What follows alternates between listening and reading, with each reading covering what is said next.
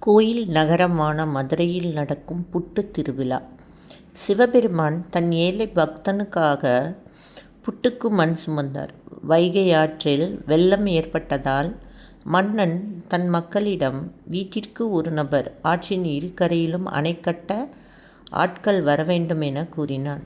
ஏழையான பெண்மணி தன் வீட்டில் யாரும் இல்லாத காரணத்தால் மனம் வருந்தி சொக்கா என்ன வேதனை என நினைத்தாள்.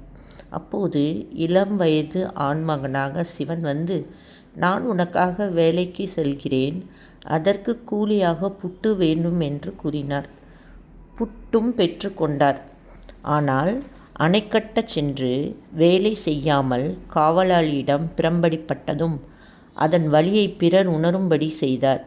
இதுவே புட்டுக்கு மண் சுமந்த லீலை. இந்நிகழ்வை வருடந்தோறும் புட்டுத் திருவிழா மதுரை மீனாட்சி அம்மன் கோயிலில் மாட வீதியில் இறைவன் தன் இறைவியுடன் காட்சியளித்து எல்லோருக்கும் பிரசாதமாக புட்டு கொடுத்து ஆசி வழங்குவார். இந்த நிகழ்வு இன்றும் வருடந்தோறும் ஆவணி மாதத்தில் நடைபெறுகிறது.